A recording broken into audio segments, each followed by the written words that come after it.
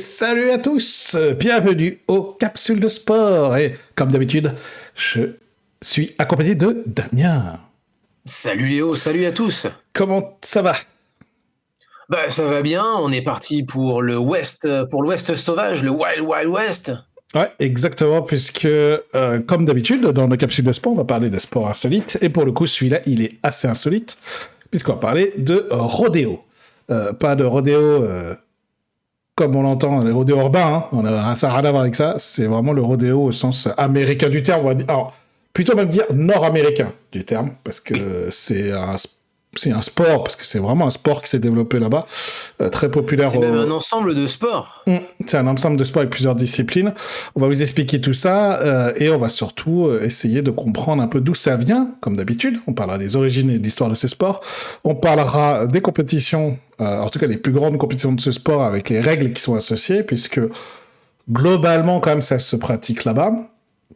Aux États-Unis, il y a bien une fédération internationale, mais il est assez peu développé, même s'il y a quand même des rencontres entre différents champions de rodéo. Il n'y a pas que l'Amérique. Il n'y a pas que l'Amérique, effectivement. Et après, il y a évidemment ensuite les plus grands champions. Il y a d'ailleurs, on va faire une exception, puisque dans ces champions, bon, en tout cas, je parlerai également de cheval et de taureau, puisque le Hall of Fame américain accueille des chevaux et des taureaux. Et on parlera enfin, bien sûr, de références à la pop culture. Et on parlera bien évidemment un tout petit peu quand même, parce que ça en fait partie, notamment en France et en Europe, mais en France quand même beaucoup, du traitement des animaux dans ce sport. Donc on en parlera quand même un petit peu, puisque ça fait partie de nos recherches. Donc on va vous expliquer tout ça, parce que c'est pas aussi facile ou simple, en tout cas pas simple, que c'est pas bien. Voilà, c'est pas aussi simple que ça. Damien, du coup, si tu es prêt, je te propose de commencer tout simplement pour cet épisode, de rentrer dans les origines et l'histoire de ce sport. Est-ce que tu es prêt? Eh ben, let's go. Alors c'est parti. Et alors dis-moi Léo, comment est-ce qu'on passe de l'Ouest sauvage américain, etc., à un sport alors?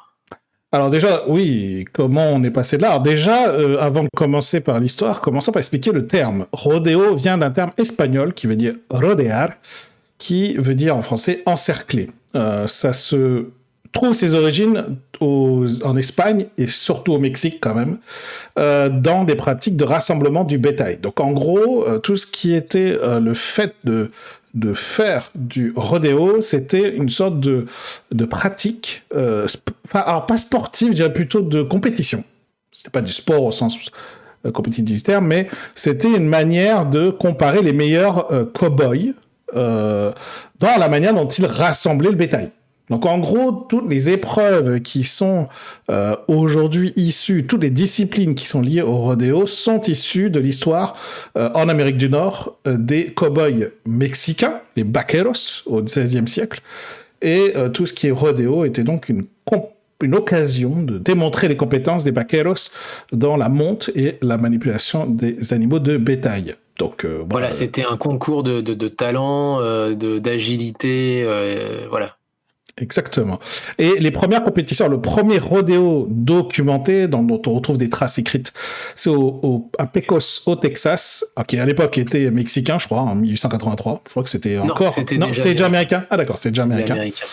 Avec une compétition publique qui récompensait les vainqueurs de montes de chevaux sauvages et de capture de taureaux à l'époque. Et ce genre de compétition qui était un peu informelle s'est ensuite multiplié à la fin du 19e siècle, devenant très rapidement populaire dans l'ouest des États-Unis et au Canada également. Et en 1929, a été créée la Rodeo Association of America, la RAA, pour standardiser les compétitions. Donc ça s'est démarré véritablement fin du 19e siècle, tout simplement. Et le rodéo compétitif, ensuite, c'est pas mal modernisé au début du XXe siècle, avec des événements qui ont été créés, comme le Cheyenne Frontier Days ou le Calgary Stampede en 1897 pour le premier et en 1912 pour le second. Donc le premier était aux États-Unis, le second au Canada. Et tout cela faisait partie d'un ensemble de spectacles qui s'appelait, tu l'as dit, le Wild West Show. Alors ça, c'était le Wild West Show. C'était Buffalo Bill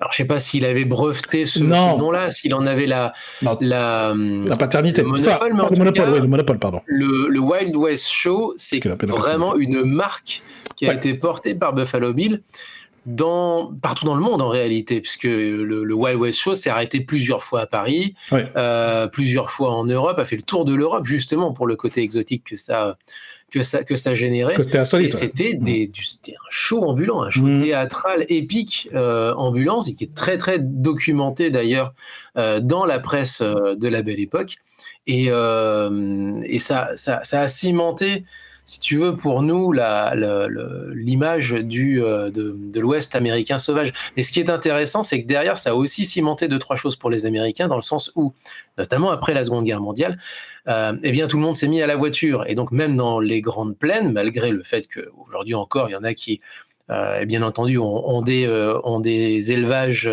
qu'ils mènent et qui le regroupent avec des chevaux, malgré tout le monde est motorisé. Et donc, le côté folklorique de la chose a pris le pas sur le côté utilitaire, qui était celui du début du XXe siècle. Ouais, tout à fait. Ce qui fait qu'aujourd'hui, c'est vrai qu'à l'époque, pour les Européens, c'était vraiment comme un spectacle, finalement. Alors qu'aux États-Unis, l'Amérique du Nord, c'était vraiment une compétition pour vraiment distinguer les cow-boys les plus doués dans le fait de gérer et de rassembler le bétail. Parce que les territoires étaient énormes. Gérer un bétail pareil, c'était incroyablement compliqué. Aujourd'hui encore, je veux dire, il y a encore des gens qui utilisent des chevaux pour regrouper le bétail parce que c'est plus simple. Ah bah oui, c'est plus simple. Parce que c'est moins onéreux que la bagnole d'avoir des chevaux, pour diverses raisons. C'est-à-dire pour plein de raisons. Ça dépend du territoire, ça dépend de la configuration du terrain, du cheptel aussi que tu es en train de gérer. Mais oui, non, il y a encore 2-3, mais ça reste maintenant, c'est absolument mineur. Oui, c'est mineur, bien entendu. Mais c'est vraiment né de ça. Globalement, ensuite, ça s'est très vite professionnalisé après la Seconde Guerre mondiale, avec notamment le National Finals Rodeo, qui devient l'événement phare du rodéo professionnel, qui donc a permis de réunir chaque année les meilleurs cow-boys à Las Vegas pour couronner les champions des différentes épreuves, parce qu'il y a plusieurs épreuves, on en parlera lors des règles, et puis il y a vraiment beaucoup d'épreuves là-dessus. Et à noter quand même qu'il y a une Women Professional Rodeo Association qui a été fondée en 1948, et qui permet ainsi aux femmes de pouvoir participer pleinement aux compétitions de rodéo. Mais alors du coup, ça veut dire qu'elle a été fondée avant celle pour les hommes? Ah non, celle pour les hommes, c'est 1936, pardon. Oui. Donc ils sont professionnels depuis 1936. Donc ça veut dire que depuis l'entre-deux-guerres et 1948 pour les femmes, eh bien, les gens qui participent à ça ne sont absolument plus des vaqueros ou des cow-boys. Ce sont des athlètes professionnels. J'ose pas dire sportifs pour le moment, parce que c'est un débat en soi, de dire s'ils sont sportifs ou pas. Est-ce que c'est du divertissement sportif? Est-ce que c'est du sport avant tout, etc. Ça reste un débat. Enfin, c'est maintenant des gens dont c'est le métier, c'est ça. De faire le spectacle, quoi, du coup. Exactement. C'est des gens qui sont payés pour faire ces compétitions organisées donc par, comme tu l'as dit, la PRCA, donc la Professional Rodeo Cowboys Association, et la WPRA, la Women's Professional Rodeo Association, qui permet ainsi aux deux sexes de pouvoir pratiquer ces compétitions de rodéo de manière professionnelle. Et donc, c'est aujourd'hui un sport assez bien établi aux États-Unis, en Amérique du Nord, mais également dehors de ces pays, notamment de l'autre côté du monde, en Australie, en Nouvelle-Zélande. Ça s'est pas mal développé là-bas. Là où il y a des grands espaces, c'est-à-dire que l'Australie, il y a des grands espaces, c'est très clair. Les États-Unis, c'est le berceau. Le Canada et surtout les grandes plaines, parce que c'est quand même un sport qui est, un sport. Ce sont des pratiques sportives et de compétences et d'agilité qui sont très marquées géographiquement. Le Canada, on s'en fiche à à l'est, quoi. C'est l'Alberta, c'est la Saskatchewan, voilà, c'est les grandes plaines. Et puis c'est pareil aussi pour le Mexique, c'est surtout le nord. Ouais. Ça n'intéresse personne dans le sud. Et puis il y a une autre région aussi qu'on n'a pas citée et qui aime beaucoup les sports de rodéo. Les sports de rodéo, on va les détailler, je pense, toi et moi, d'ici un instant. C'est le Chili, l'Argentine, le Brésil. Ah ouais, on a en fait tout le cône sud de l'Amérique du Sud qui a justement ces grands espaces-là pour exercer justement tous ces talents-là, et puis aussi la tradition qui va avec, c'est-à-dire que des vaqueros, il y en avait aussi du coup en Argentine, il y en avait aussi au Chili. Ouais, dans tous les territoires effectivement où il y a des grandes plaines, il y en a aussi effectivement dans l'Amérique du Sud, dans les pays que tu viens d'évoquer. Mais ça veut dire aussi que ça regroupe deux éléments culturels. C'est que pour être intéressé par le rodéo, pour avoir une certaine appétence pour le rodéo, il faut soit être d'une certaine façon à venir de la civilisation un peu anglo-saxonne d'Amérique, donc ça veut dire les Américains, les Canadiens, etc., ou alors être lié à l'univers américain en général, ça veut dire aussi latino-américain, et notamment Mexique, Argentine ou Chili. Et puis, il y a aussi le Brésil qui s'y est mis pour à peu près les mêmes raisons, mais avec une particularité, c'est que finalement, c'est à peu près le seul pays qui rentre qu'à moitié dans ces cases-là, quoi, si j'ose dire. Parce qu'ils sont lusophones, quoi. Ils sont lusophones, ouais. Exactement. Voilà, c'était assez rapide, mais voilà, l'idée aujourd'hui, c'est que c'est un spectacle, globalement. C'est comme une compétition, mais parce qu'il y a... ça reste une compétition, il y a des points. Il y a des points, il y a des trucs comme ça, on vous l'expliquer tout de suite après. Voilà. Mais effectivement, ça ressemble quand même beaucoup plus à du spectacle. C'est pas aussi chaud que du catch, par exemple, par rapport au MMA, enfin, si on compare un peu les deux. C'est pas aussi, je dirais, scripté, mais ça reste quand même une compétition qui rend hommage plus au spectacle et au côté joli des choses, quoi. Et ça s'accompagne, mais ça ce sera pour la fin de l'émission, de plein de pop culture. Il y a des gens qui, entre les différentes épreuves, parce que il y a des spécialistes, etc. Donc il y a plusieurs épreuves, il y a des pauses entre les deux, il y a des gens qui vont pousser la chansonnette, par exemple, ou il y en a d'autres qui vont faire des contests de danse ou des performances aussi de danse, par exemple. Bref, c'est une plongée dans un univers. Exactement. Alors, ce que je te propose, Damien, si tu n'as pas de choses à ajouter sur l'histoire du rodéo, c'est qu'on bascule sur les règles. Moi, si. Tu voulais finir quelque chose. Ouais, vas-y. J'en ai une autre parce que du coup, je m'étais prévu un pense-bête en plus du pense-bête que j'ai là et que d'habitude, vous me voyez regarder sur le côté, mais j'en ai là aussi un en dessous. Il se trouve que parmi toutes ces épreuves qu'on va détailler, promis, il y en a quand même une qui se détache du lot pour nous. C'est le bull riding, donc la chevauchée de taureau. J'allais en parler, mais sachez que cette épreuve-là, désormais, elle a sa propre ligue, contrairement aux autres épreuves qui restent au sein de la fédération globale, en tout cas des fédérations globales, amateurs comme professionnelles, ou collégiales d'ailleurs aussi universitaires. De l'association. Du rodéo. Donc, d'une certaine façon, c'est un sport insolite dans le sport insolite, en quelque sorte. C'est effectivement la discipline qui s'est complètement détachée des autres, qui s'est mis en avant sur les autres. Peut-être que tu as une raison, je ne sais pas exactement pourquoi, mais effectivement, c'est celui qui est mis en avant, et notamment, on va basculer sur les règles. Je te propose de faire, puisque Nin Explains a une vidéo sur le bull riding. Allons-y, les règles. Allons-y, on peut y aller, il n'y a pas de souci. Les règles. Après, attends, oui, vas-y. Dis-moi, c'est pas trop compliqué en fait de comprendre pourquoi le bull riding s'est détaché du lot. C'est parce que simplement c'est la télévision. Je veux dire, depuis 92 existe la PBR, la Professional Bull Riding. C'était quoi ? C'était la Professional.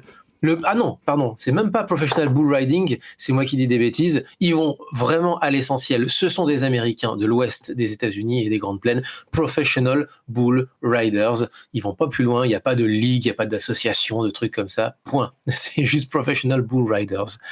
Et ça vient c'est la télé qui a apporté ça parce que c'est les images qui claquent le plus dans un rodéo. C'est souvent le bull riding. On en parlera dans dans la partie pop culture. Il y a des jeux vidéo hein, où il y a des épreuves de rodéo. Sauf que à chaque fois, l'épreuve reine, ça reste le bull riding, qu'on le veuille ou non. Et je te propose qu'on explique les règles tout de suite maintenant, les règles du rodéo. Alors, pour le rodéo, il faut savoir qu'effectivement, il y a plusieurs disciplines. Alors, avant de rentrer dans le détail, parce que moi, j'ai la partie bull riding un peu plus en détail, je ne vais pas m'éterniser sur les règles parce qu'ils ne sont pas si compliqués que ça quand on regarde du bull riding. L'idée, en fait, de ces différentes disciplines, c'est justement, comme je vous ai dit dans l'histoire de ce sport, c'est de montrer la dextérité, l'agilité, la force des cow-boys qui doivent gérer le bétail dans les grandes plaines américaines, mexicaines, canadiennes, enfin, tout ce que tu veux, quoi. Et notamment, il y a, on va dire, deux grandes catégories. Il y a d'abord le fait de monter sur des animaux pour les maîtriser, puisque la plupart des animaux sont des animaux sauvages qui sont enfermés dans des espaces très très grands, mais quand même clos, hein, a priori, ou pas, parce qu'au tout début des États-Unis et du Mexique, les plaines étaient ouvertes. Mais l'idée, c'était de maîtriser de nouveau ces animaux-là. Et donc, le fait d'avoir des épreuves de bull riding, de bareback bronc riding, de saddle bronc riding, donc c'est, comme leur nom l'indique, si vous comprenez l'anglais, le bronc, c'est en gros les talons, enfin moi je vais dire les talons de cheval, c'est les talons sauvages. Tout le nom de broncos, hein, au fait, d'ailleurs. Broncos, exactement. Bareback bronc, donc c'est sans selle, et saddle bronc, c'est avec selle, voilà, tout simplement, pour le fait de les maîtriser. Et après, il y a tout ce qui est, on va dire, attrapé à la corde. Donc, en gros, c'est tout ce qui est team roping, tie down roping. Donc, c'est tout ce qui est steer roping. Donc, c'est tout ce qui est technique pour capturer un membre du bétail qui se ferait la balle et donc pour le ramener dans le giron du ranch ou du troupeau. Du troupeau, exactement. Et donc, l'idée de toutes ces épreuves, je vous en ai cité quelques-uns, c'est vraiment ça, quoi. Il y a quelques autres épreuves qui existent, mais ça reste vraiment à la marge. Il y a le barrel racing, par exemple, qui est plus une épreuve chronométrée. Ça, c'est pas à la marge, ça. Barrel racing, c'est même l'une des épreuves les plus sous-cotées pour les étrangers. C'est ça. Parce que c'est même une épreuve qui est très prisée par les femmes. J'allais dire proposé aux athlètes féminines, parce que du coup c'est un parcours, ça ressemble à notre parcours finalement de dressage, enfin j'allais dire occidental, ils sont encore plus à l'ouest que nous, donc à l'européenne, si j'ose dire, qu'on connaît notamment par les Jeux Olympiques. C'est le dressage mais version un peu moins dégrossi, un peu plus grande plaine forcément, mais il y a un parcours à faire. En prenant évidemment le plus de risques, en prenant aussi le plus soin de sa monture, et donc il y a tout un balai à faire à son cheval pour parvenir à deux à bon port. C'est vrai. Et ensuite, tu as le all-around qui donne sur des événements plus de l'argent aux gagnants de ces disciplines. Voilà, il y a plein de variantes, mais globalement, ça tourne autour de soit monter sur ces animaux, soit capturer des animaux. Ça se passe comme ça, ou le dressage. Ça fait partie du lore de cet univers. C'est l'homme face à la nature, la maîtrise de la nature, si j'ose dire. Exactement. Et donc, si on parle de bull riding, Ninexplains a une vidéo. Ninexplain en parle, d'accord, tant mieux. Très très bien. Alors, du coup, pour expliquer ce qu'est le bull riding, l'idée, c'est de rester le plus longtemps possible sur un taureau. Le taureau, exactement. 8 secondes, c'est important. C'est beaucoup. C'est très long, 8 secondes. Très long. C'est très long, 8 secondes. Et retenez bien les 8 secondes, parce que c'est très symbolique, les 8 secondes. Ouais, et globalement, le cavalier va se positionner donc, sur le taureau, derrière une sorte de sas, en fait, dans lequel le taureau reste maîtrisé à l'intérieur de ce sas qui est comme assez serré. Et en fait, une fois que le cavalier signale qu'il est prêt à se lancer, eh bien, l'équipe qui est à la porte ouvre la porte et c'est à ce moment-là que l'épreuve commence. En tout cas, pour le cavalier, son tour commence. Et l'idée pour lui est de rester le plus longtemps possible sur le taureau. Mais pas que. Parce que si c'était que rester sur le taureau soit le plus longtemps possible, soit des trucs comme ça, on n'aurait pas besoin de dire 8 secondes. Non, le fait de non seulement rester sur le taureau pendant au moins 8 secondes, le fait également d'avoir de certaines techniques, puisqu'on ne peut pas utiliser sa deuxième main, donc il y a une main dominante qui reste sur l'animal, et l'autre main doit est utilisée pour garder l'équilibre, elle ne peut pas être utilisée pour rester sur les mains. On ne peut pas toucher l'animal avec l'autre main, sa main non dominante, et il doit donc rester sur l'animal. Et donc, il y a une note des juges. Donc, pendant ces 8 secondes, le cavalier doit faire des figures, doit être stylé, doit avoir du style sur cet animal, doit être fluide, doit être... Voilà, que dire d'autre que d'avoir du style. Et donc, il est noté sur 50 points, mais pas que, parce que c'est une note sur 100. Le taureau est noté sur 50 points. Ou le cheval, si on fait le bronc riding, le taureau doit également être noté sur 50 points sur le fait qu'il aille tout droit, sur le fait qu'il s'agite, sur le fait qu'il fasse des mouvements, voilà, etc., etc. Et donc, le taureau est aussi noté sur 50 points. Autant vous dire que faire un score de 90 ou plus, c'est chaud, c'est exceptionnel. On tourne plutôt entre 70 et 90 points, en général. C'est déjà pas mal. Ce qui est déjà très très bien. Et donc 70-90 points, c'est le score des très grands cavaliers de rodéo. Et donc, plusieurs tours peuvent se dérouler pendant une compétition, et le cavalier qui a le meilleur score au bout de ces tours gagne. Voilà, c'est pas très compliqué. Je vais pas rentrer dans les techniques puisque Nine Fangs rentre, lui, dans plus de techniques, dans plus de choses comme ça. Je vais pas m'attarder là-dessus parce que alors, encore une fois, c'est assez technique, mais au final, c'est pas totalement nécessaire pour comprendre comment se passe du rodéo, quoi. Ce qui est important quand même à noter, vous voyez ici en vidéo, c'est qu'il y a ce qu'on appelle des clowns. En fait, ce sont des personnes, des cow-boys qui sont là, des distracteurs qui doivent maîtriser ou éloigner le taureau du cavalier parce que voilà, il faut que le cavalier puisse être protégé quand il chute du taureau. Et donc les clowns essayent, voilà, de garder la maîtrise du taureau. Voilà donc pour l'explication des règles du bull riding. Alors, les règles du bronc riding, donc la maîtrise et la monte d'un cheval, d'un étalon sauvage, se déroule de la même façon, donc c'est les mêmes règles, les mêmes points, les mêmes 8 secondes. Donc c'est exactement la même chose. Donc voilà pour ce qui est du bull riding. Donc les règles sont plutôt simples, plutôt claires, et il est possible de pouvoir... Il y a un petit accident de caméra, mais c'est revenu à la place. Ouais. Il y a la possibilité également, juste pour votre information, mais c'est assez rare, de pouvoir faire un re-ride s'il y a eu un incident, un problème lors de son tour. Voilà. Donc, bon, c'est pas compliqué. C'est juste compliqué de prendre les scores si on n'est pas pro, hein, si on comprend pas pourquoi il a obtenu 42 points, 33 points, 12 points, tu sais pas trop. Et surtout le taureau ou le cheval, des fois tu vois la note, tu fais ouais, ok, super. Je comprends pas, mais c'est comme ça.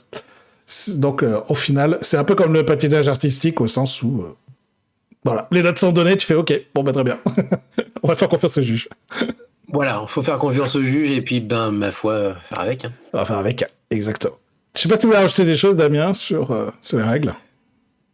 Sur ces règles-là, non, j'ai pas grand-chose parce que c'est rajouter, simple. non. Non, encore une fois, c'est les épreuves qui sont les plus télégéniques. Hein. C'est vrai, c'est les épreuves qui sont effectivement les plus impressionnantes. Ensuite, on l'a dit, il y a plusieurs épreuves. Un rodéo, pour certains gros rodéos, ça dure plusieurs jours. C'est un festival. Toutes les disciplines, en fait, avec toutes les disciplines, en fait, qui exactement. mélangent, quoi. Donc, tu passes ton week-end, en fait, dans une ambiance, justement, d'Ouest américain. Et ça tombe bien parce que, du coup, c'est ce qui va se passer, notamment en août prochain. J'en profite. Il y aura un rodéo pas loin de Lyon. Nous émettons depuis Lyon, hein, on le dit. À Saint-Agrève, en Ardèche, entre le 14 et le 18 août, il y aura un festival Equiblues. Et donc, du coup, pendant 4 jours, il y aura des épreuves de rodéo avec une ambiance aussi un peu à l'américaine. J'imagine des chanteurs de country aussi qui vont avec, des gens qui vont être simplement aussi habillés en en cow-boy, ça va ressembler un petit peu à ce qui se passe au niveau musical, uniquement musical, ce coup-ci, à Craponne-sur-Arzon, un petit peu plus haut en Haute-Loire. Donc voilà, c'est à peu près ce qui nous rapproche, enfin c'est ce qu'on dit en anglais, the closer you can get. Donc c'est ce qui se rapprochera le plus d'une ambiance de grands espaces. Bon, c'est l'Ardèche. Ok. Donc c'est plus les montagnes, les collines et les montagnes, mais il y aura effectivement cette ambiance de nature avec. Ok, très bien. Du coup, je te propose, Damien, si tu n'as pas d'autre chose à rajouter sur les règles, de basculer sur les plus grandes compétitions de ce sport. Bon, autant te dire que pour les plus grandes compétitions, c'est quand même surtout aux États-Unis, au Canada et au Mexique. Surtout aux USA même. Surtout aux États-Unis, effectivement. Organisé par la Professional Rodeo Cowboys Association, et bien sûr l'association avec la partie féminine, qui co-organise certaines épreuves. Et ces événements donc regroupent toutes les disciplines. Donc il y a 7 événements principaux et 9 championnats. Et en fait, la plupart des championnats et des disciplines s'organisent autour de circuits régionaux aux États-Unis. À aujourd'hui, donc en 2024, il y a 12 circuits régionaux aux États-Unis, le Montana, le Mountain States, le Wilderness, Columbia River, California, enfin la Californie, Turquoise, Texas, Prairie, Badlands, Great Lakes, Southeast et First Frontier. Et chaque concurrent de chacun de ces circuits, enfin les concurrents de chacun de ces circuits gagnent des points tout au long de l'année pour se qualifier pour la finale du circuit. Et les meilleurs concurrents de chaque circuit se retrouvent dans un NFR Open qui se tient en juillet. La finale nationale. La finale nationale, effectivement.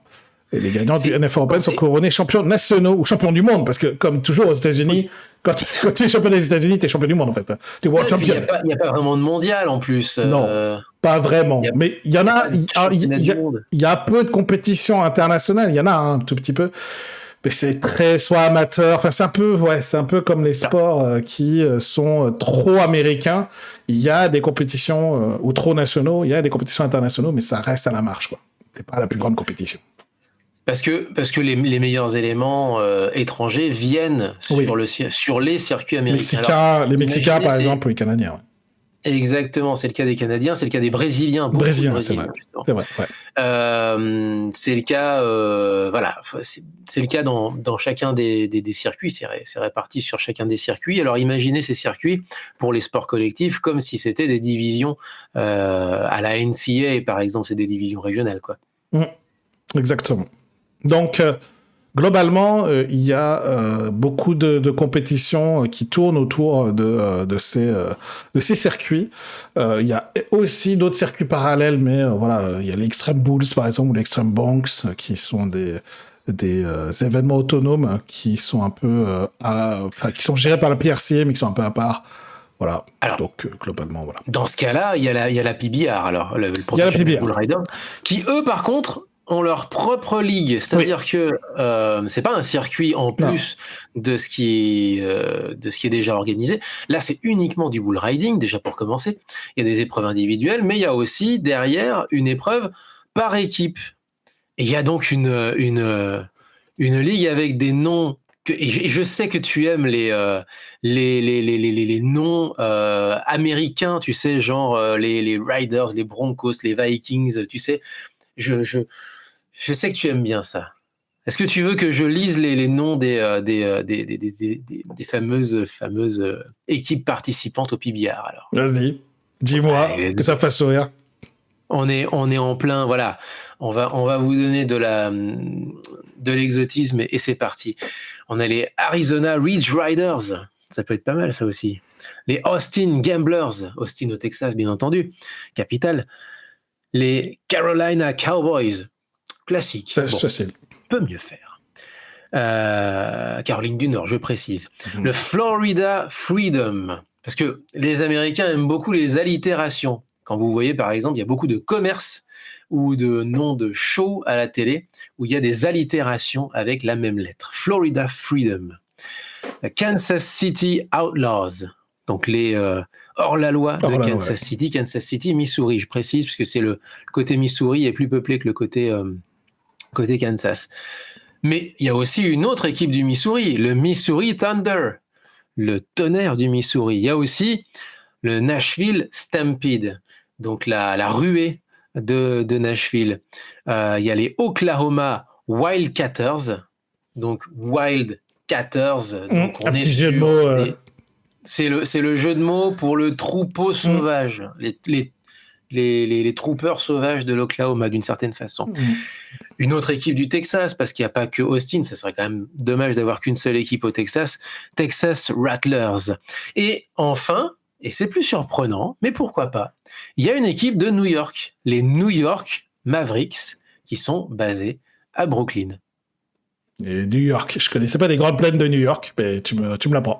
Long Island nous aurait caché ça, je ne sais pas, c'est bien. C'est ça. Je savais pas qu'il y avait des grandes plaines. C'est Long Island. Island. Tout à fait. Mais je savais pas qu'il y avait des grandes plaines là-bas. J'ai découvert. Écoute, au bout du bout, il y a des grandes plages, hein, c'est très joli. Ah, ben des plages, oui, mais je connaissais pas trop les ranchs de New York. Les ranchs de Long Island. J'ai un peu de doute sur le côté historique de New York dans ce coup-là. Mais c'est pas très grave. Ils s'entraînent ils s'entraînent peut-être sur les bull riding automatiques qu'on trouve à la fête foraine. Ça aussi, c'est un des vecteurs du succès du bull riding sur toutes les autres épreuves du rodéo. C'est les fameuses fêtes foraines avec les sièges mouvants justement. Peinturlurés, décorés comme si c'était des corps de taureau. Et donc, oui, avec pour une petite piécette, depuis les années même 30, voire avant peut-être, depuis les années 30, il suffit de mettre une piécette et de monter sur ce truc-là et puis d'essayer de tenir 8 secondes. Quoi. Exactement. Non, ouais, tout à fait. C'est bizarre quand même, New York. Tu m'as surpris, là. Tout est possible. De cours. Tout est possible, c'est clair. Ok, Damien. Je sais pas si tu avais d'autres choses à rajouter sur les plus grandes compétitions de ce sport. Alors, il y a d'autres fédérations de par le monde, hein, pas que dans les pays anglo-saxons, pas que dans les pays américains. Il y en a aussi un petit peu en Amérique centrale. Costa Rica, Salvador, ils sont assez. Il y a un peu de assez friand. Il y a un public pour. Voilà, je vais préciser. C'est pas comme si c'était un sport de masse ou un loisir qui va faire des audiences incroyables à la télé. Ceci étant, il y a des athlètes qui sont vraiment intégrés à ça, qui véritablement aiment ce genre de pratique, ce genre de culture aussi. Et puis, on parlait d'une fédération masculine. Tu as noté, et tu as bien fait, qu'il y a une fédération féminine. Les deux n'ont pas fusionné, contrairement à ce qui s'est passé dans d'autres sports qu'on a couverts, notamment le bowling. Il y a aussi une fédération gay. Il y a aussi une fédération gay de rodéo.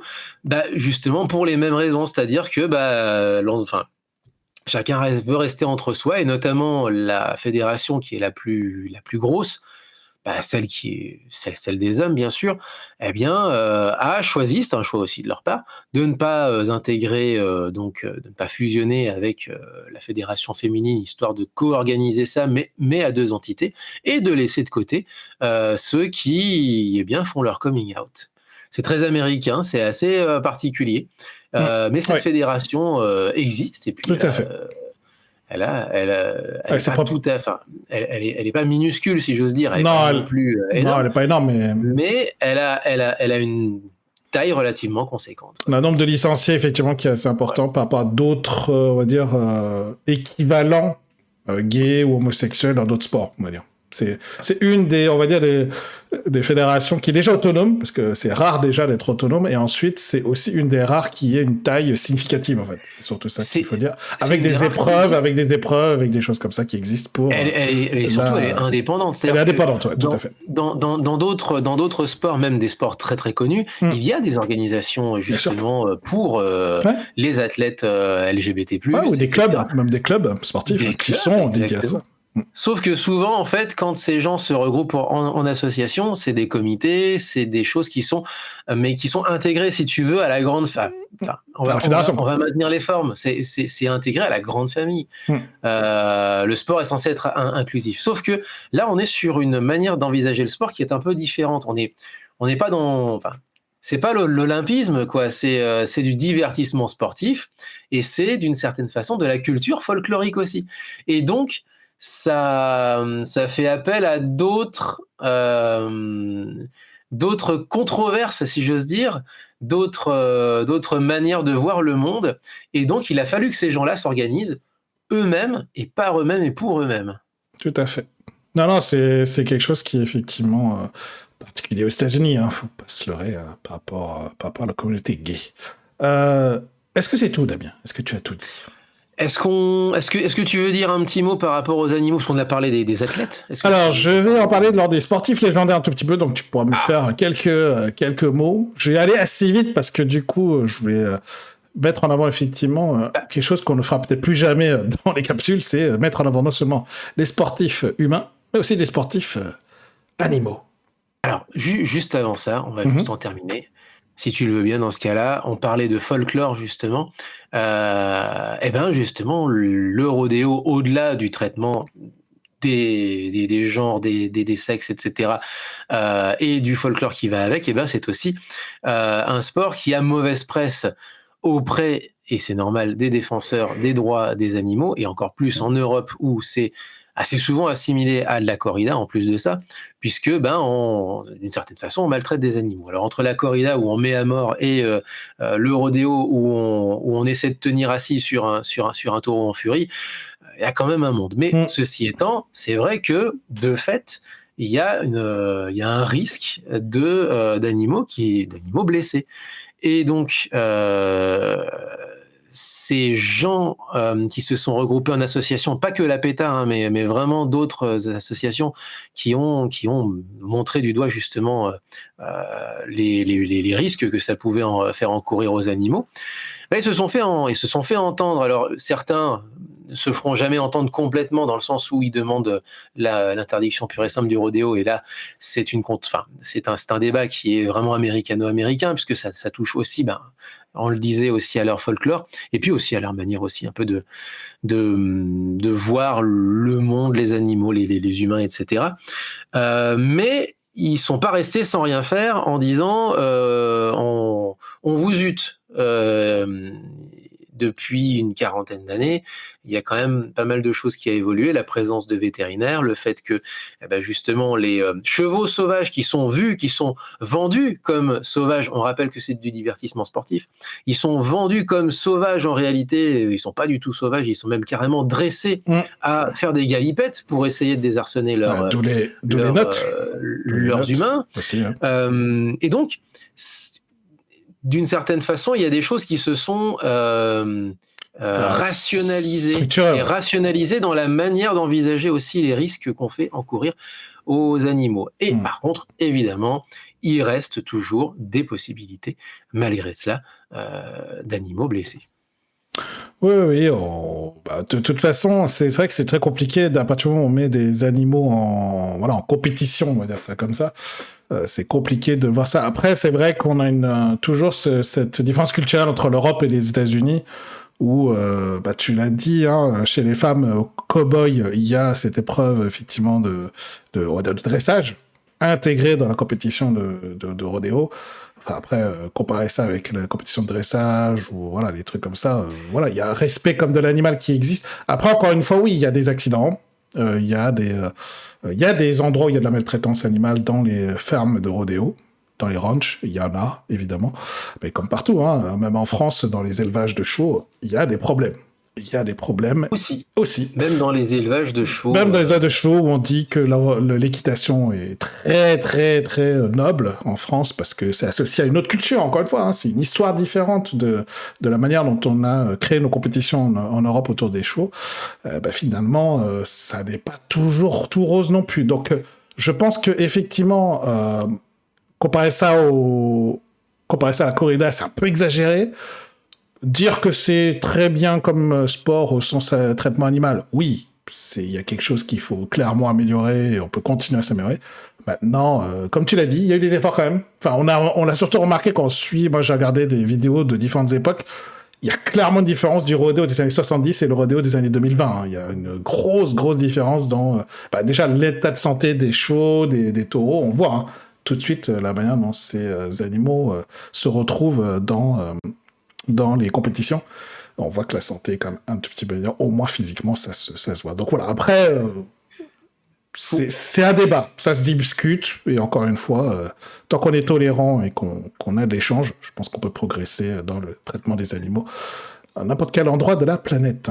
Alors, j'ai deux dernières petites choses. Faut voir aussi, même dans les pratiques sportives qu'on connaît nous en Europe, notamment les courses de chevaux.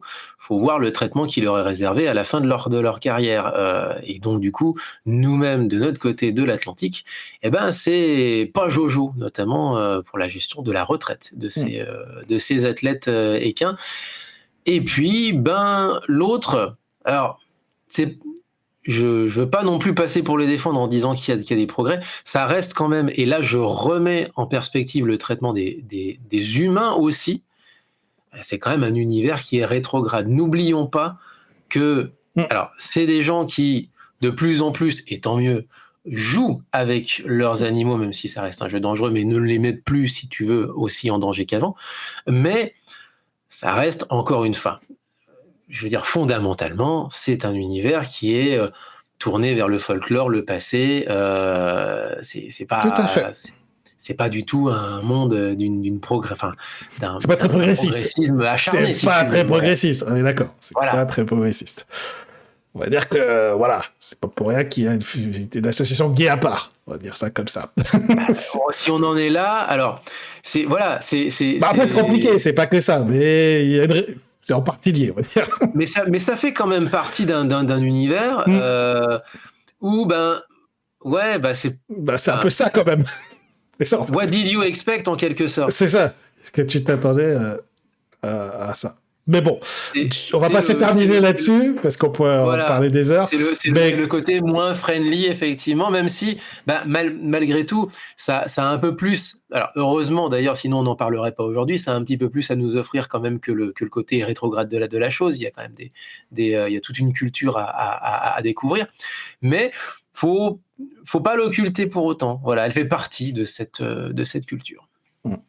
Exactement. Allez, du coup, on a beaucoup parlé. Je te propose de faire une très courte incursion, donc je vais pas faire de jingle, dans les sportifs légendaires liés à ces compétitions. Et pour t'évoquer ce point-là, je te propose de parler de Jim Shoulders, qui était un cow-boy de rodéo qui est né en 1928, qui est mort en 2007, qui était connu sous le nom, et les fans de baseball connaîtront ce surnom, c'est le Babe Ruth du rodéo.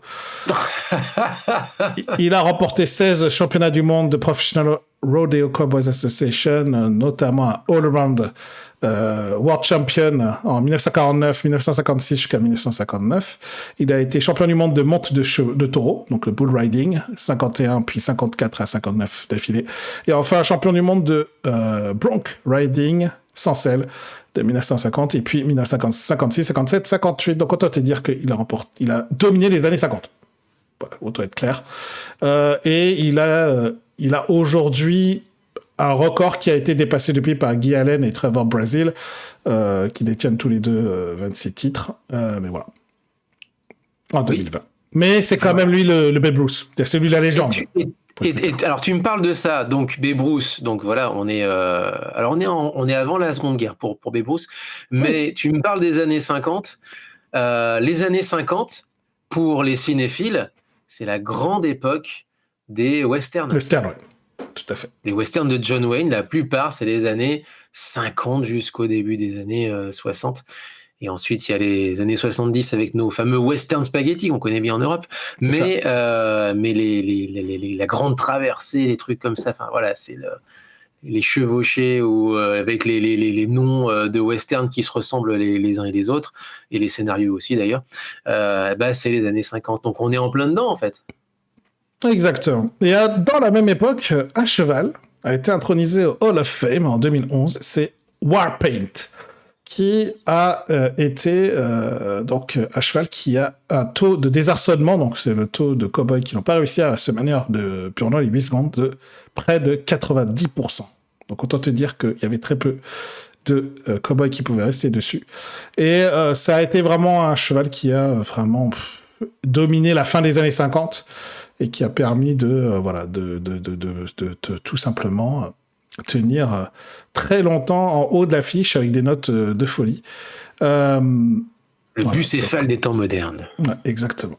Alors après, il y a un vrai débat puisque alors, il a fini sa carrière, il a eu simplement, il a vécu jusqu'à la trentaine quand même, hein, voilà. Ce qui est pas mal pour un étalon. Et ensuite, il a été, voilà, il est mort de maladie, tout simplement. Et alors, du coup, c'est aussi un débat. Hein, il a été taxidermé et donc il est préservé et exposé dans un Hall of Fame en Oregon. Voilà, donc on peut. Donc, voilà. Ouais. Après, c'est un peu lié au folklore, on va dire ça comme ça. C'est un peu... Bah oui, ça rejoint tout ce qu'on disait il y a un instant. C'est vrai que pour nous, ça va sembler. Ça va sembler, on va dire. Déplacé. Ça va sembler un peu, effectivement, déplacé. Ouais, ça va être un peu compliqué. Ou exagéré, ou voilà, enfin bizarre, effectivement. Ouais. Exactement. Et un dernière légende, c'est un taureau que je voulais mettre en avant. Alors lui, il est plutôt dans les années 80-90. Il a été 3 fois consécutivement meilleur taureau de 88 à 90 d'affilée. Et il n'a pu être monté, c'est-à-dire toujours pareil, cette notion de 8 secondes, 5 fois sur 150 fois. Il n'y a que 5 tentatives réussies de 8 secondes sur 150 tentatives effectuées. Donc il avait une expertise lui-même pour désarçonner ces riders, quoi, ces humains. Exactement. Il a gagné son nom de Skull Pacific Bell, donc c'est son nom, et de Hall of Famer, dans les années 80, et il avait que 4 ans quand il a réalisé ses exploits, parce qu'un taureau vit moins longtemps qu'un cheval, tout simplement. Et donc, il a traversé la fin des années 80 et a vraiment dominé sa discipline. Okay. Et donc, il est mort de vieillesse également. Et voilà, tout simplement. Alors, sachant que ses enfants, puisqu'il a fait des enfants, a aussi été dans des taureaux très, très bien classés dans le PRCA. Voilà, donc globalement, les Américains, au niveau du rodéo, mettent dans leur Hall of Fame des chevaux et des taureaux, ce qui est assez original, c'est assez particulier comme chose. C'était tout pour moi. Eh ben, je te propose de parler de où voir ou pratiquer du rodéo en France. Et ensuite, on va parler de la référence pop culture parce que j'ai pas grand chose à dire concernant la France. Allez, Damien, c'est parti. Parce que quand j'ai fait des recherches sur la pratique du rodéo en France, il n'y a pas grand chose. Non, on a nos pratiques à nous. Alors, il n'y a pas que la corrida, il y a les courses aussi, notamment les courses basques. Ouais. Et puis, il y avait Interville aussi quand on était gamin. C'est ça. Il y avait Interville, mais c'était une vachette, c'était pas un taureau, pour le coup. Mais ça rappelait un peu ce folklore-là, on va dire, dans les années 80-90. Mais il faut être clair, je n'ai pas vu, je ne crois pas, corrige-moi si je me trompe, mais je n'ai pas vu d'interdiction du rodéo en France, parce que dans certains pays, c'est interdit. Le rodéo est interdit dans certains pays. En Grande-Bretagne, effectivement, et aux Pays-Bas. Pas en France, à ma connaissance, en tout cas, puisque je sais qu'en Camargue, dans différentes régions de la France, il y a des compétitions de rodéo. Voilà. Mais il n'y a pas de circuit, il n'y a pas d'association, il n'y a pas de fédération, il n'y a rien de ce style-là, parce qu'autant être clair, ça fait beaucoup polémique en France. Voilà, c'est très compliqué de se mettre en avant. De la même manière, c'est pas vu comme un sport, surtout, c'est vu comme un spectacle américain. De la même manière, voilà, ça rejoint ce que je vous disais il y a un instant sur le festival qu'il y aura en Ardèche là, à la mi-août. Oui, c'est un... Enfin, ça nous est annoncé, je regarde l'annonce qui est faite, prêt pour un moment inoubliable. Voilà, Festival de Rodeo and Country Music, 25e édition.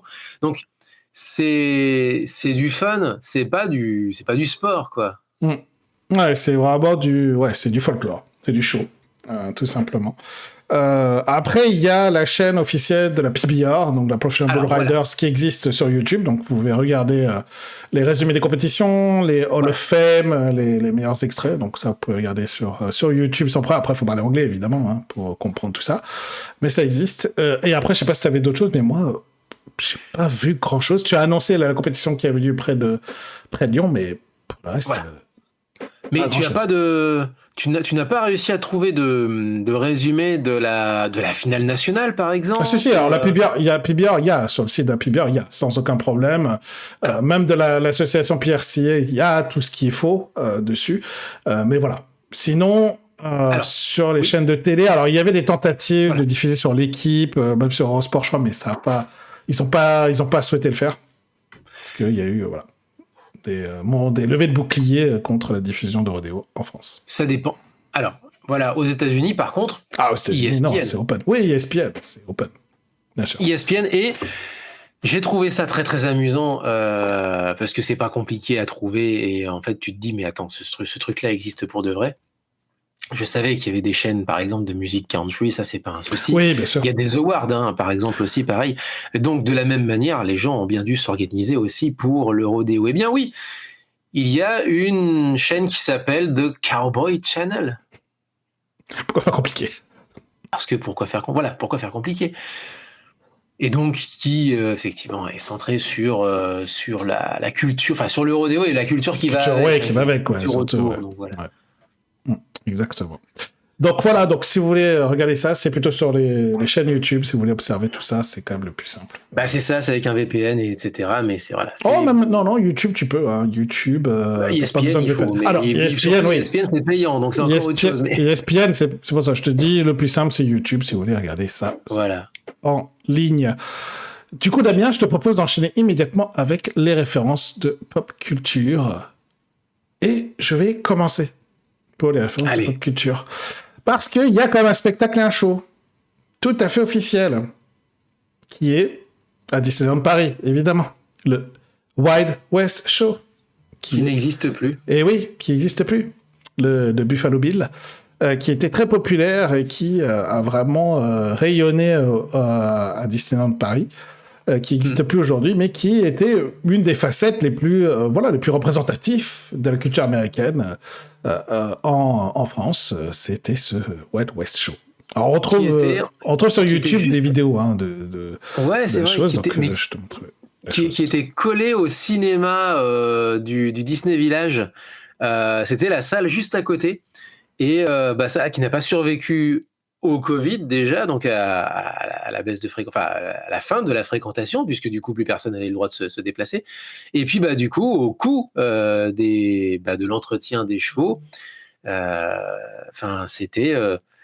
c'était relatif, ça devenait onéreux, ça devenait un peu dépassé pour un Disneyland basé à Paris, puisque du coup il y avait ça faisait un petit peu de bruit et de bad buzz, mais ça aurait pu continuer puisque la population est majoritairement européenne, c'est-à-dire qu'en fait ça vient de partout, si j'ose dire, et ça vient aussi beaucoup des Pays-Bas d'ailleurs, où le rodéo est interdit.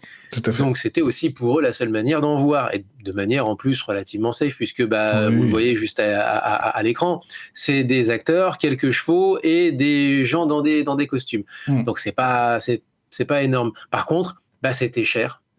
C'était certainement cher aussi à faire fonctionner, et la pandémie a foutu en l'air en fait une bonne partie de recettes de ce spectacle, de ce spectacle. Voilà. Effectivement, alors moi j'avais que ça parce que je savais que je peux compter sur toi, Damien. Du coup, le reste, c'était beaucoup toi. C'est la phase de pop culture. Alors, je t'avoue que j'ai essayé de chercher un manga et un animé. Yep. Pouf. Non. Non. Des références à l'Ouest avec des personnages avec des Stetson. Évidemment, vous en avez 12 millions. Des références à des cow-boys. Quand c'est un Américain qui est représenté dans des animés, il y en a plein, mais c'est pas ça l'idée. C'est un animé sur le rodéo, mais il n'y a pas. Voilà. Ou alors s'il y en a un, faut nous le dire, parce que franchement, j'ai cherché, mais je sais pas trop. Mais du coup, Damien, toi, qu'est-ce que tu proposes ? Alors, j'ai des films, évidemment. Allez, on va commencer par le plus simple. Il y a 12 millions de films américains qui parlent de rodéo, mais il y en a deux, dont un, en fait, a été traduit en français. C'est Cœur de champion. C'est 8 Seconds, donc Cœur de champion en français, et qui est un film des années 90, 80, je crois. 94. Ah mince, je dis n'importe quoi. et vous voulez des grands espaces, vous en avez. Vous voulez du bull riding, vous en avez, parce que, encore une fois, c'est ça qui est le plus télégénique. Vous voulez, on est en 1900, j'ai oublié en plus, on est en 1994, on est en pleine hype, que dis-je, autour de Beverly Hills. Vous voulez du Luke Perry, vous avez du Luke Perry. C'était l'une des stars de ce début de décennie, ce garçon. Exactement. Et, qui nous a quittés trop tôt, justement. Et son frangin aussi, d'ailleurs, pour le coup. Et du coup, là, vous avez tout ce qu'il faut. Une histoire de héros qui tombe et apprend à se relever. C'est le rêve américain, quoi. C'est ça. Dans un film ultra prévisible, quoi, forcément. Forcément. Mais il y a une partie de la hype des années 90, mais uniquement pour le public américain. Mais comme Luke Perry était une superstar à l'époque, bah, ça a été aussi traduit et diffusé dans les salles françaises. Ouais, tout à fait. L'autre, hop, Cowboy Up. Voilà. Je vais commencer à le diffuser sur Twitch. Et alors lui, par contre, c'est resté Cowboy Up 2001. On est au début des années 2000, donc au milieu des années 2000, quelques années plus tard, l'un des acteurs va véritablement se faire un nom. Il l'a déjà, son nom à ce moment-là, mais c'est Kiefer Sutherland, donc le fils de Donald Sutherland, qui va cartonner quelques années plus tard dans 24 heures chrono, mais qui à ce moment-là, eh bien, est le mentor d'une certaine façon. D'une équipe de bull riders, quoi, enfin, qui apprend la vie. Mais lui, est-ce qu'il l'a vraiment appris, la vie, voilà, c'est vraiment le type qui va se retourner sur sa carrière et sur sa vie à ce moment-là. Et bien entendu, il y a aussi une histoire avec une meuf, etc. Enfin, sinon, voilà. Ouais, et avec un taureau tueur, parce que justement, il faut que l'antagoniste... Alors, c'est des films quand même assez feel-good pour qui aime l'Ouest américain. Il y a peu de monde qui... Enfin, c'est pas un western, il y a pas de monde qui meurt en masse, si tu veux, quoi. Mais par contre, il faut un antagoniste. Et cet antagoniste, c'est ce taureau tueur. Et ce taureau tueur, bah, c'est la nature sauvage. On revient justement aux fondamentaux.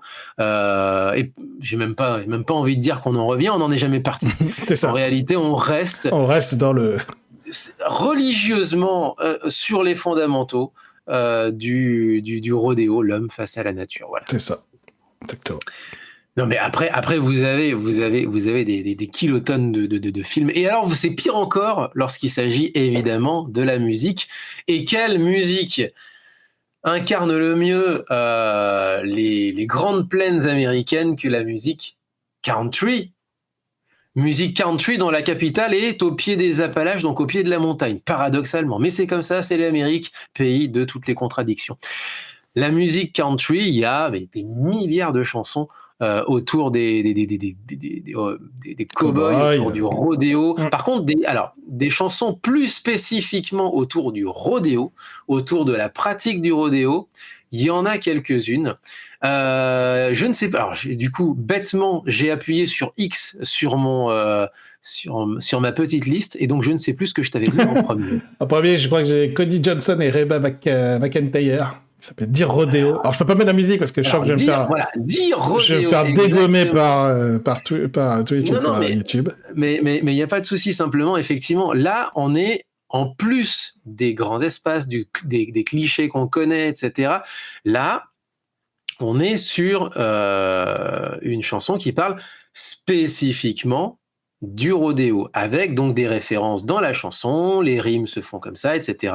Vous avez des images, là, on l'a vu il y a un instant, évidemment, beaucoup de bull riding durant tout le clip, mais pas que. Il y a aussi du barrel racing, justement, parce que c'est chanté par un homme et une femme, et tant qu'à faire comme ça, au moins, tout le monde est content.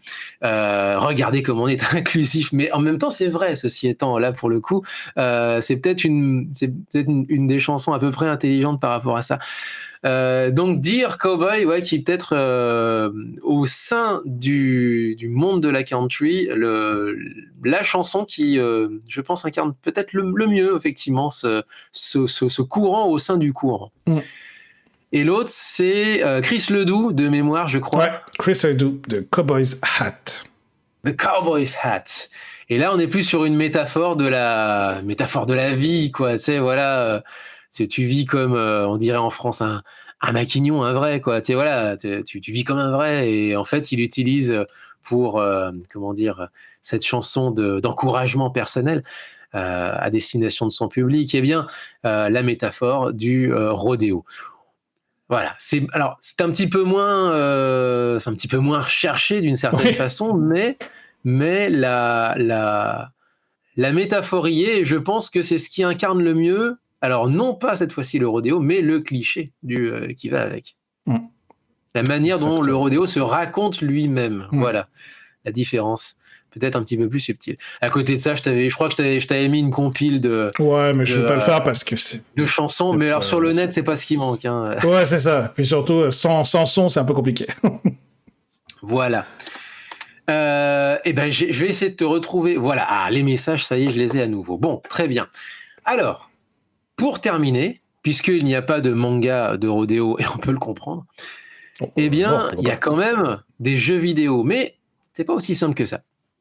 Il y a des épreuves, et depuis très longtemps en fait, il y a des épreuves de rodéo dans les jeux vidéo, et notamment, là, celui-ci, World Games, que vous avez peut-être eu en tout cas en France, qui a un peu marché sur la Sega Master System, et là je pense que tu peux le lancer, eh bien, il y a cette épreuve de bull riding. Encore une fois, on en revient toujours au bull riding, c'est l'ambassadeur, vraiment presque à lui seul, de toutes les épreuves du rodéo, quoi. Tout à fait. Et là, c'est pareil, il faut utiliser sa dextérité manette en main pour essayer de rester, mais cette fois-ci le plus longtemps possible. C'est pas 8 secondes, c'est beaucoup plus que 8 secondes, parce que le temps, si vous regardez dans le ralenti. En haut à droite, il est quand même sacrément ralenti. Et vous avez des petites animations mignonnes. Enfin, il est plutôt bien fait. Et World Games est une compilation de mini-jeux qui parodie les Jeux Olympiques, puisque c'est Epix qui fait ça. Epix avait a fait Summer Games, Winter Games, mais maintenant qu'ils l'ont fait, eh bien, qu'est-ce qu'on peut trouver d'autre ? Eh bien, il y avait notamment California Games, qui était très connu, dont on vous avait parlé lors d'une épreuve précédente, en l'occurrence le surf. Et puis, il y avait World Games, avec le côté un peu plus nature. Il y avait une épreuve de frisbee, il y avait une épreuve de maintien sur rondin, etc. Enfin bref, des épreuves un petit peu folles, et surtout où on ne se prend pas le chou. Exactement. Parmi d'autres jeux qui se passent dans l'Ouest américain, il n'y a pas grand-chose d'autre comme mini-épreuve. Faut attendre les années 2010. Où là, par contre, on a Top Hand Rodeo.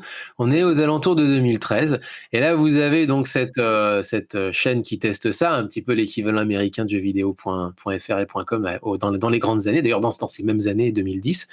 Eh bien, vous avez donc Top Hand Rodeo, qui cette fois-ci est un jeu, une compile de mini-jeux uniquement de rodéo. Donc là, c'est le bull riding, parce que je avec différentes disciplines en fait, de manière spécifique. Mais si tu avances dans la vidéo, tu as d'autres épreuves avec notamment des épreuves montées. Tiens, par exemple. Et puis, alors c'est une épreuve. Là, pour le coup, on est sur l'épreuve de capture du veau. Exactement. Voilà. Donc il y a toutes les disciplines en fait. Non. Ah. Il y en a. Non. Il y en a quelques-unes. Il y a les plus célèbres, et puis il y en a qui prennent leur liberté avec la réalité. Celle que nous voyons actuellement, c'est l'épreuve de tir monté, qui n'a aucun sens techniquement, parce que si tu fais ça en public, tu risques de tuer quelqu'un. Mais pourquoi pas ? Le jeu vidéo le permet. Et donc, du coup, il y a aussi dedans, et vous l'avez vu il y a un instant, quelque chose qui ressemble un petit peu au barrel riding. Donc, le parcours à faire à son cheval. Donc, comme on n'a pas la place de mettre toutes les épreuves, parce qu'il n'y avait pas le budget, on est à l'époque de la Xbox 360, et si vous regardez bien, ils jouent avec une Kinect. il fallait des fois résumer ou compiler certaines épreuves et les mettre 2 en 1 ou mettre un petit peu plus de fun avec de l'improbable dedans parce que le jeu vidéo permet justement de pouvoir tirer avec un 6 coups sans tuer personne. Et puis enfin, là vous avez les choses sérieuses. Depuis quelques années, on est à la fin des années 2010, début 2020, 2018, je dis des bêtises. Vous avez le jeu officiel de la PBR. Et là, c'est uniquement du bull riding. Et par contre, ils ont fait les choses... Alors, encore une fois, c'est très limité. J'entendais les commentaires américains dire ça vaut pas le prix que ça coûte. Et en même temps, je peux comprendre, puisque techniquement, c'est une sorte de jeu mobile. Enfin, il existait à la base sur mobile et il a été adapté sur PS4 et Xbox Series X et S et sur PC bien sûr. Et c'est globalement un jeu mobile plus. À $40, ça fait un peu cher le jeu mobile. Voilà. Et surtout quand il s'agit, regardez, d'un jeu de rythme où vous avez plus, un gameplay qui ressemble plus à des QTE, comme on disait à la grande époque, des Quick Time Events. Donc un jeu de rythme aujourd'hui, plutôt qu'un véritable jeu de stratégie. Vous devriez par exemple gérer une jauge par exemple. Non, c'est une espèce de QTE / DDR où vous devez simplement essayer d'exercer, d'appuyer sur les boutons au bon moment. Voilà. Exactement. Ou de la bonne manière, voilà. Ce qui rejoint un peu le côté spectacle en fait. Voilà. Ceci étant, il a le mérite d'exister, déjà. De 2, comme c'est le jeu officiel, on a les Riders officiels de 2018 et on a les taureaux officiels, visiblement, à ce que j'en comprends, de 2018. Ce qui est pas mal. Et c'est là où vous vous rendez compte, en fait, beaucoup de Riders, notamment pour le bull riding, précisément par rapport aux autres épreuves, il y a beaucoup de participants étrangers, il y a beaucoup de Mexicains, beaucoup de Brésiliens et d'Australiens. Et un peu de Canadiens aussi. Ok. Très bien. C'est beaucoup plus. Mais contrairement à d'autres sports comme la NASCAR, qui sont des bastions encore de l'américanité, c'est assez amusant parce que le bull riding, qui en tant que sport est un bastion de l'américanité profonde, des grandes plaines, en fait, est super inclusif au niveau géographie mondiale, si j'ose dire. Après, est-ce que c'est pas une raison aussi de pouvoir se développer dans des pays, avoir comment on appelle ça, pour avoir du public, et donc. C'est des pays qui sont eux-mêmes demandeurs, c'est-à-dire qu'en fait, et c'est là où on en revient, c'est bien, on boucle la boucle avec le début de l'émission, c'est que c'est pas simplement « regardez, on est américain, on est trop cool, adhérez à notre nouveau sport que vous ne connaissez pas ». Non, on n'est pas dans South Park, fort heureusement. Mais ce serait... c'est globalement un épisode de South Park, c'est ce que je viens de dire. Mais là, on est sur des pays qui ont déjà une appétence pour ça et qui ont frappé déjà à la une porte, culture. Et on dit, vous êtes talentueux ? Ok, venez.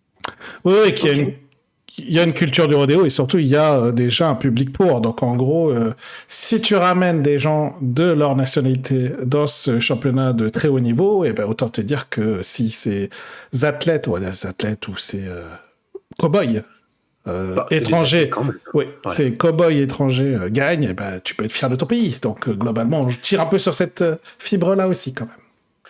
Ça aurait pu mal se passer à la NASCAR, par exemple. Il y a très très peu d'étrangers et les contrats, parce que c'est souvent avec des contrats publicitaires, sont relativement courts et les gars sont assez mal accueillis dans le peloton, si j'ose dire. Après... Alors que là, visiblement, oui, mais Damien, c'est toujours pareil. S'il y a un intérêt business, t'inquiète, ils acceptent tout ce qu'ils veulent. S'il n'y avait pas d'intérêt business ou il n'y avait pas d'argent à se faire dans d'autres pays, au Brésil, en Argentine ou au Mexique, autant te dire qu'ils les auraient jetés dehors en disant non, mais c'est américain, restez chez vous, quoi. C'est là où justement, c'est d'où ma comparaison avec la NASCAR, où malgré tout ce qui peut être possible de développer, parce qu'il y a des gens qui regardent la NASCAR partout dans le monde, malgré tout, pour une raison irrationnelle finalement, ils disent non. Après, c'est bête, c'est pas non plus très... je sais pas trop. Je suis un peu dubitatif, mais peut-être que c'est mon côté pessimiste sur ce coup-là. Damien, je te remercie. On a fait un épisode assez complet sur le rodéo. Je te propose de finir l'émission, comme d'habitude, avec l'actualité sportive récente de la semaine, ou même du week-end, parce que moi j'ai des news du week-end dernier. Allez, c'est parti. Allez, c'est parti. Allez, c'est parti. Damien, je te remercie. On a fait un épisode assez complet sur le rodéo. Je te propose de finir l'émission, comme d'habitude, avec l'actualité sportive récente, ou de la semaine, ou même du week-end, parce que moi j'ai des news du week-end dernier. Allez, c'est parti. J'en ai 3, du coup, je vais faire assez court. Parce que 3, ça peut être long si je commence à détailler. Donc, je vais faire. J'en ai 3, je sais pas si t'en avais une, toi. Moi, j'en ai. T'en as quelques-unes. Peut-être d'ailleurs les trucs qui sont à peu près communs aux miens, parce qu'il y en a un, c'est le Stade Toulousain. Évidemment que je vais parler du Stade Toulousain, évidemment, qui a pulvérisé l'Union Bordeaux-Bègles. Toulousain te parle.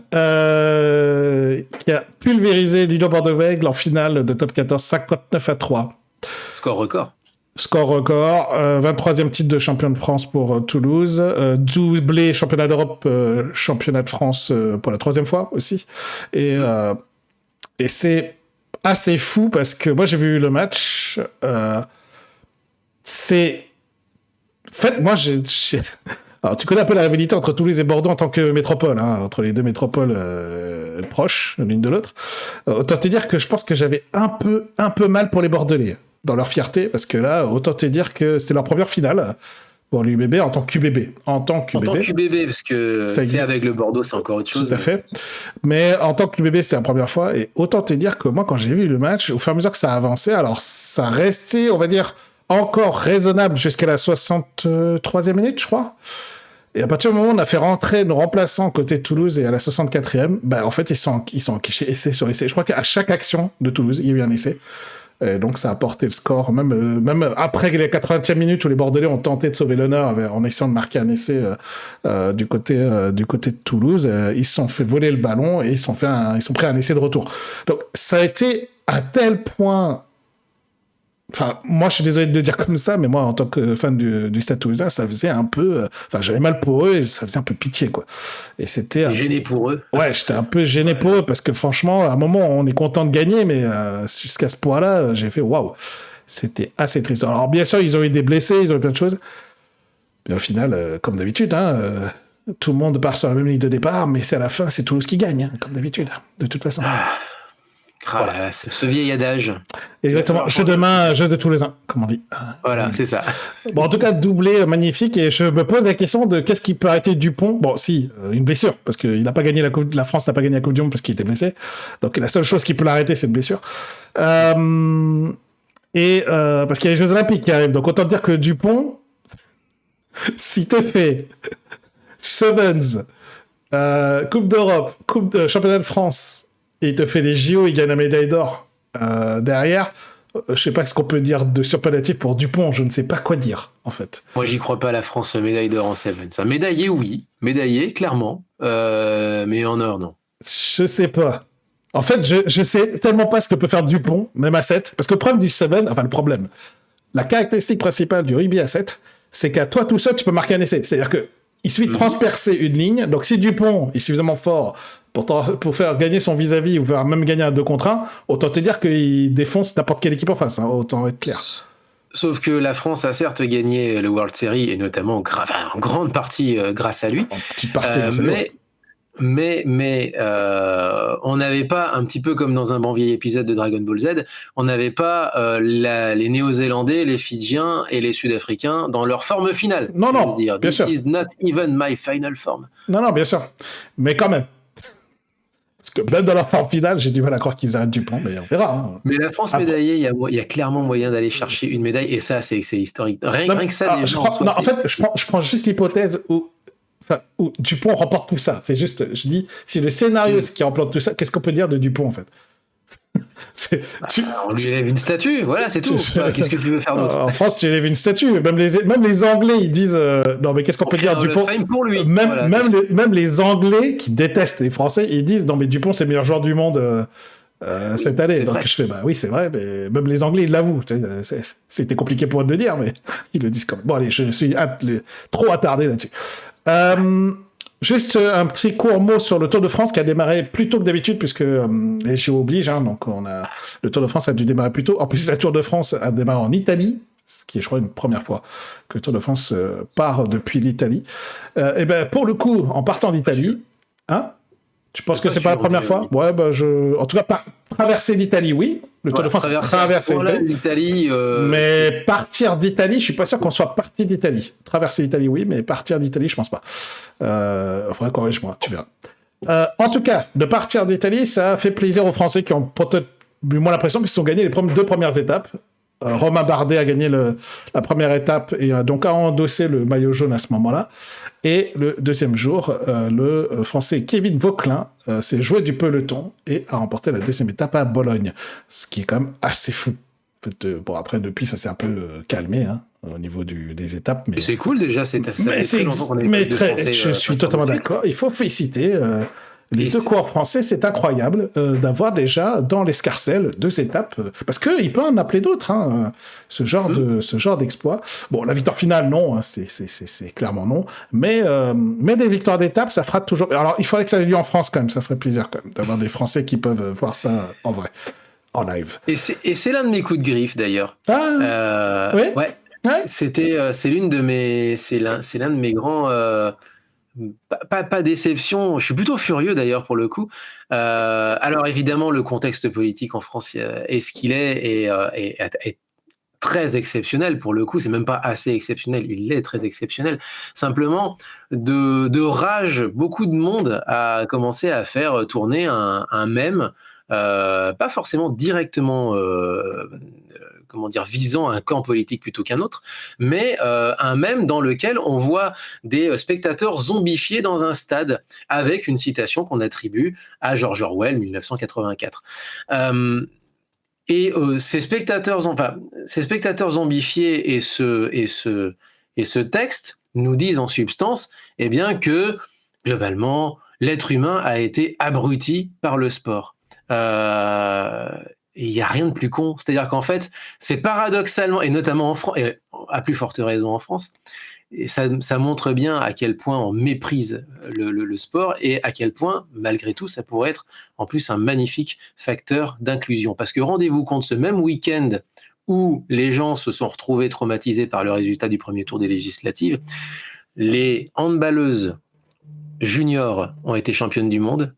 On sortait de 2 jours de suite de victoires sur le Tour de France. Les volleyeurs seniors masculins ont gagné la Ligue. C'était ma troisième news du coup. Attendez, on a une France qui gagne, c'est incroyable. Et une France qui gagne en plus de ça, vous savez quoi, en plus en sport collectif et dans la diversité. C'est quand même incroyable.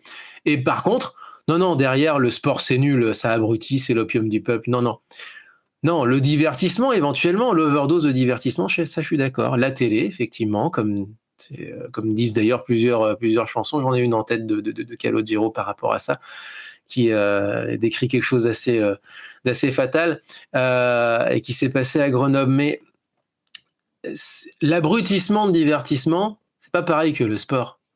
En plus de ça, on avait ce même week-end-là, la France, en plus de ça, avait, alors certes dans la douleur, mais avait réussi à gagner à l'Euro son match en plus de ça. Et donc à se qualifier pour les 8e de finale, qu'ils ont gagné en plus de ça, mais grâce à un but contre son camp. Bref, c'est dans la douleur, mais ça reste quand même une victoire malgré tout. Et donc on a ces équipes qui représentent quasiment toutes les origines qu'on peut avoir en France, à quelques exceptions près, qui gagnent. Et derrière, par contre, on va nous dire « Ah, le sport, ça abrutit ». Bah non, mon con, le sport, au contraire, ça intègre. Alors, il y en a certains qui vont gagner beaucoup d'argent. Mais souvent, d'ailleurs, en plus de ça, ce sont des gens qui, étant enfants, viennent de milieux où l'argent, généralement, manque.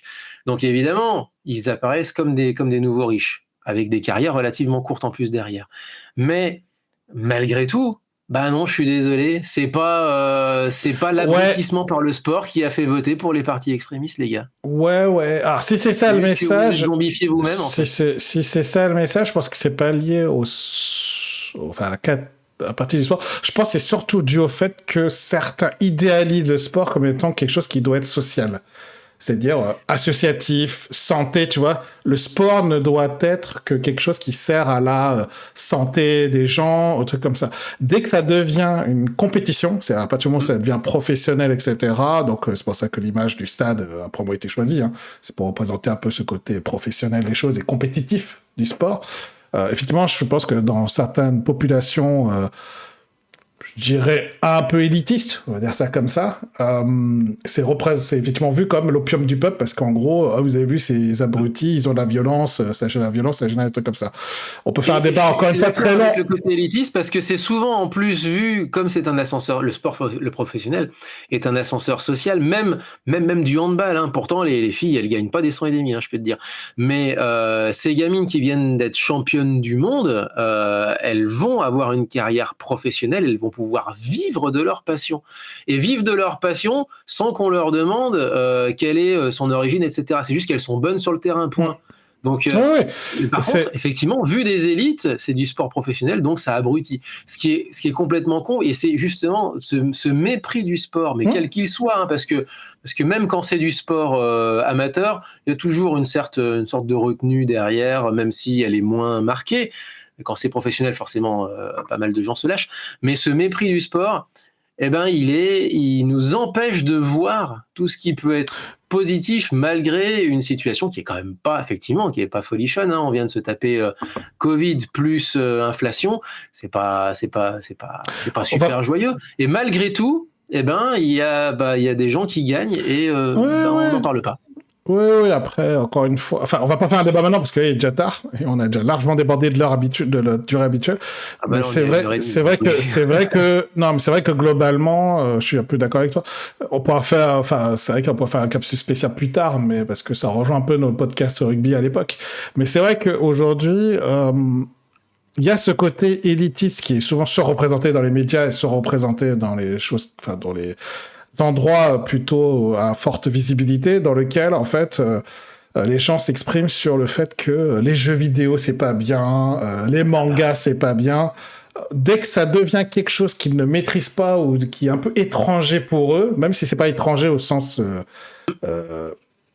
humain du terme, c'est pas des hommes étrangers ou des femmes étrangères, exactement, c'est étranger à ta propre culture, il y a un rejet en fait.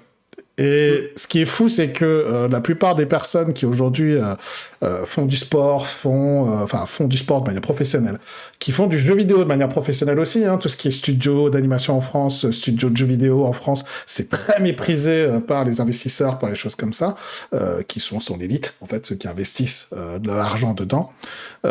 Finalement, méprisent ces choses-là, alors que c'est potentiellement ce qui pourrait permettre de développer énormément les jeunes, les gens, parce que c'est des domaines qui, dans d'autres pays plus ouverts à la cause, le Japon, les États-Unis, franchement, le sport, c'est vraiment quelque chose qui permet de s'émanciper et de faire une carrière. Et de faire une carrière. Ouais, de faire des carrières, de pouvoir vivre de ça de manière totalement fière. Enfin, ils peuvent être fiers de ce qu'ils ont fait, alors que nous, c'est compliqué, quoi, effectivement, de faire ça. Donc, on va pas se débattre là-dessus, parce que si on commence à faire ça... Surtout qu'on est plutôt... pour le coup, maintenant, on va débattre sur des trucs où on est... surtout qu'on est tous les deux d'accord, je pense. En fait, on est plutôt tous les deux d'accord, donc c'est un peu dommage. Clairement, voilà. Débattre entre gens qui sont d'accord, c'est pas très passionnant. Non, le dépassement de soi au Japon, mais j'aime bien la citation, le dépassement de soi au Japon, justement, socialement, c'est quelque chose qui est même applaudi en réalité. Quelle que soit l'origine, d'ailleurs, c'est pour ça que beaucoup de half, malgré tous les préjugés, et là pour le coup, en termes de préjugés ethniques, il y en a beaucoup plus au Japon, puisque justement c'est une infime minorité, eh bien ils sont bons, ils sont acceptés. Ouais. En tout cas, ils sont intégrés. Il n'y a qu'à voir l'équipe de rugby, par exemple. Il y a beaucoup de... le rugby, le basket. Le basket, basket aussi. Basket. Bien sûr. Damien, j'allais en parler, donc je vais faire vite. C'est la France effectivement qui bat le Japon en finale de Volleyball Nation League en 2024. Nos deux pays préférés, hein, autant vous le dire, qui s'affrontent en finale. Alors c'est victoire 3-1, 3-7-1. La France donc se lance bien pour les Jeux, hein, se prépare bien pour les Jeux. Voilà, j'en finis là. Damien, je sais pas si tu avais d'autres news, mais ils n'ont pas tant de coups de gueule. Allez, un petit bravo très très vite aux Américains du cricket, parce qu'on avait parlé de cricket dans un de nos capsules de sport. Les Américains jouaient la Coupe du Monde de T20, j'allais dire T20, mais oui, en français c'est comme ça, c'est-à-dire la version raccourcie, pas trop raccourcie quand même, mais ça veut dire 120 balles lancées de chaque côté. mais c'est globalement, c'est en train de devenir l'épreuve reine pour la télé. Attention, pour la télé, je précise. Sinon, bien entendu, il y a une hiérarchie. On vous ramène à l'émission sur le cricket pour tous les détails autour de ça, mais quand même, aujourd'hui, c'est un sacré événement planétaire. C'est dans ce code-là que se fait, par exemple, la fameuse Indian Premier League qui brasse des milliards. Maintenant, on peut dire des milliards en plus de ça. Et les Américains ont réussi à battre contre toute attente et en prolongation. Donc, il a fallu lancer, que je dise pas de bêtises, 6 balles de plus.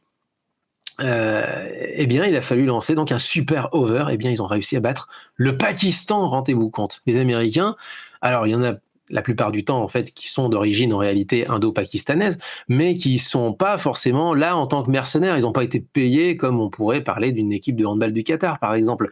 Non, là, c'est des gens qui ont un niveau clairement semi-pro, il n'y a pas de souci, mais qui, le reste du temps, travaillent en fait.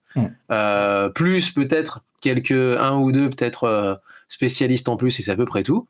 Mais là, vous avez une équipe qui a réussi à renverser la hiérarchie mondiale, et c'est extrêmement rare dans un sport aussi hiérarchisé que le cricket. Et donc, ils ont réussi à se hisser au deuxième tour, où ils se sont fait démonter ensuite les 3 matchs suivants, mais ils ont réussi à passer le premier tour contre toute attente, alors qu'ils sont co-organisateurs, mais ils ont fait que quelques matchs. Ensuite, la phase finale s'est déroulée en fait dans les Antilles, dans les Caraïbes. D'accord. Oh bah super. Très intéressante nouvelle. Damien. Comme quoi, ça peut bouger. Ouais, ça peut. Il y a des surprises et des voilà. Pas souvent. Non, ça c'est clair. Pas si souvent que ça. Eh bien, Damien, je te remercie. Et on va teaser le prochain épisode dans 2 semaines. Damien, on va parler de quoi? De street hockey ou de hockey-ball, ça dépend comment vous appelez ça. C'est pas du hockey sur gazon. Alors, non, c'est pas du hockey sur gazon. Non, mais juste pour vous dire. C'est pas du floorball non plus. C'est pas du floorball non plus. Bien sûr, c'est pas du hockey sur glace. Enfin, du hockey sur glace, quoi. Vu que c'est du street hockey, il y a street. Street hockey. Il y a street hockey. Donc, on vous expliquera tout ça. On joue à pied, pas sur roulette. C'est ça. On joue à pied. Comme le hockey sur gazon. Mais c'est pas du hockey sur gazon. On vous expliquera tout ça. C'est pas la même crosse. Clairement, non. Beaucoup plus sympa. Allez, Damien, on se retrouve dans 2 semaines et d'ici là, donc vous pouvez nous retrouver en replay sur YouTube et bien sûr en podcast audio d'ici dimanche, puisque comme toujours, chaque dimanche, on vous retrouve un épisode. Alors pour vous dire, on fera probablement une pause au mois d'août pour les épisodes des capsules de sport pour nous reposer un peu et pour préparer la saison prochaine, puisqu'on a quand même tenu une saison, hein, Damien. On a tenu une saison. Donc on va faire une pause sur... On en avait des choses à dire au final. On avait des choses à dire, puis moi je pars en congé, donc... Je vais partir ailleurs, donc je ne pourrai pas faire l'émission. Donc, au mois d'août, on fera une pause, et puis ensuite, on reviendra avec d'autres sports instruits. Mais d'ici là, on a encore d'autres épisodes, et notamment le street hockey, à parler d'ici la fin du mois de juillet. Damien, je te remercie. Merci à toi, merci à vous. Et je vous souhaite une bonne soirée, et à très bientôt. Rendez-vous dans 2 semaines. Ciao, ciao.